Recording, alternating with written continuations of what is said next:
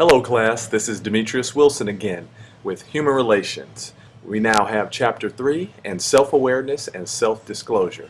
Very important to be aware of yourself, how you come off to other people, and aware of how you truly are, and what do you disclose to individuals in the workplace, in your family life, in your personal life, in your school life, and how does that affect those relationships. So as always, we start with our learning objectives.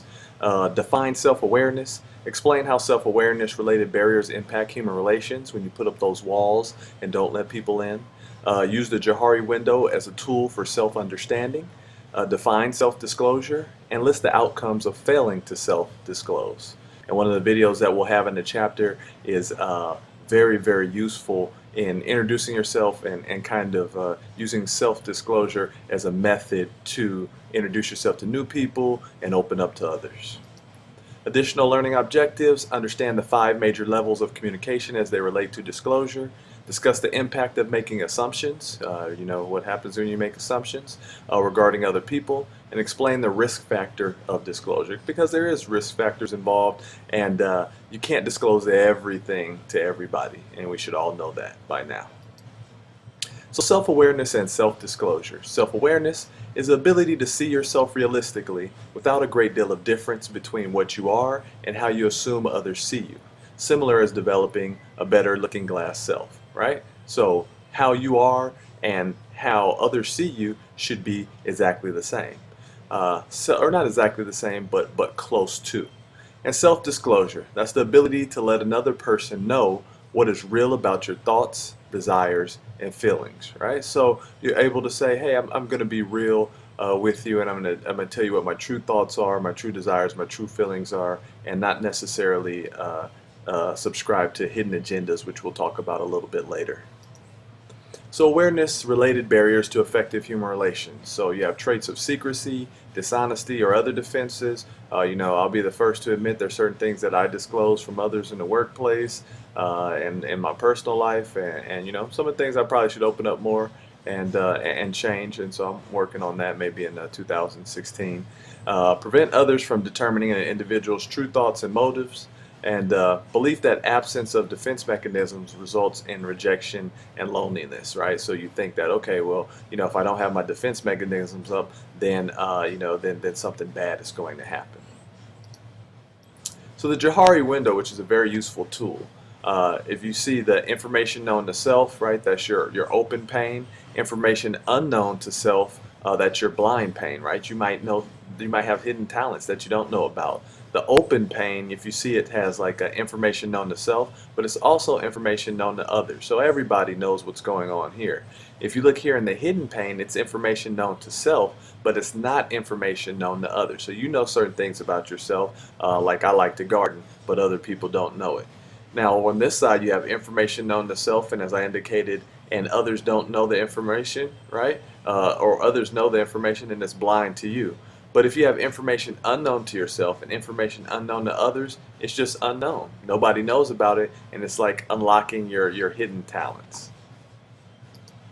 The Johari window is a composite of 4 panes that shows the ways of relating to others. You have the open pane, you have the hidden pane, and you have the blind pane. And you also have the unknown pane. Doesn't show on the PowerPoint because they kind of move the things around, but actually let me move around so that you can see. So open pane, information that you know about yourself and you have no reason to hide, right? Hidden pane, information and feelings hidden from other people, and these are just same things I just said. Blind pane contains everything other people can see about you, but you can't see about yourself. An unknown pane contains unknown talents and abilities and attitudes, contains forgotten, repressed experiences, emotions, and possibilities, and you can repress or block off memories that may cause pain, embarrassment, or guilt.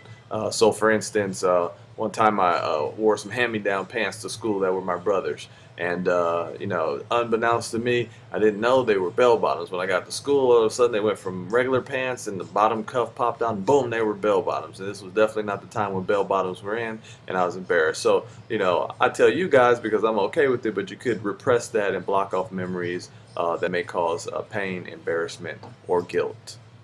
The Johari window after a relationship is established. So information known to self and information known to others, you see how this open pain becomes much bigger, right? So when you establish a relationship, your open pain will grow and these other pains will minimize. And then your information unknown to self and information known to others, it will become smaller. Information known to self and information not known to others will become smaller as well. And this, the most or the smallest pain is information unknown to self and information unknown to others, because now you start to unlock your hidden talents and abilities and sort of open up as an individual and a growing person. Self-disclosure, it allows people to know themselves and those around them better, right? If you know yourself, then it helps you to know other individuals. People withhold information in order to feel all powerful and control others' feelings, right? You know, I'm going to hold this information in, I'm not going to tell anybody else about it. Feel superior to those around them. Believe that they are perfect, have everyone's approval, right? None of us are perfect, and you can't have everyone's approval. That's just not realistic. Feel safe from people who might challenge them, right? I know of a president I used to work for, and he said he wouldn't hire anybody who he thought was sharper than him or may come in and take his position and may challenge him. Deny that they have problems. We all have problems. We should, always admit them and confront them. Avoid the fear that they aren't lovable and feelings of inadequacy. One of the things I've had to deal with is the fact that, a lot of people that work for me don't necessarily care for me, but I can't worry about that. As long as I'm doing the right thing for the organization, I have to understand that, sometimes, especially in a manager's position, you may not be the most liked person.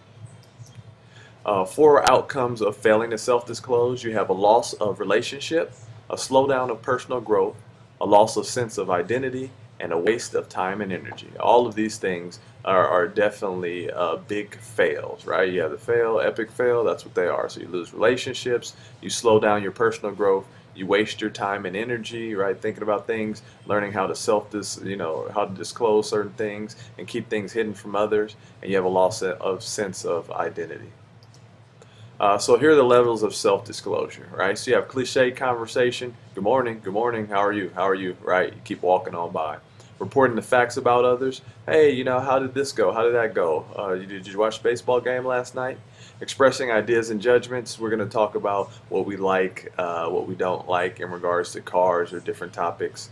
Gut level communication, we're going to sit down and have a real conversation. And peak communication rarely happens, but it's like flowing. We're both on the same astral plane. We're just having this epic conversation. We're both levitating in the air, and things are just going so well. And whatever I'm thinking, you say, and whatever you're thinking, I say.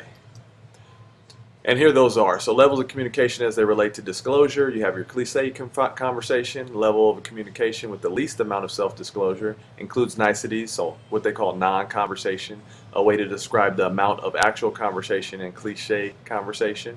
Reporting the facts about others. No real self-disclosure takes place. Hint of self-disclosure comes from one's choice of topics, right? So the more you open up, the more touchy the topic, the more you guys may learn about each other and move to the other levels of that pyramid. Expressing ideas and judgments. So ideas and judgments expressed through conscious thoughts, opinions, and theories. So when you start sharing those with other people, you kind of trust in how they feel towards you and that they're not going to react negatively. Expressing feelings and emotions on the gut level. Individual's uniqueness is communicated at this level. Gut level communications, feelings are expressed honestly, right? I really don't like so-and-so, right? So they give you their honest opinion. Peak communication is characterized by complete openness and honest self-disclosure. Peak experience concepts, spiritual, emotional, and aesthetic high points in people's lives that sustain them during non-peak times, right? You think back to, hey, that was just such a great conversation, such a great experience I had with so-and-so. It rarely happens, right? So don't expect to go out and for this to happen every day. It can be triggered by unexpected events, whereas an automatic response rather than a choice, right? You can't force your way into peak communication. The key to improve human relations, level 2, so making the gut level work for you is a key step in the process of learning to self-disclose.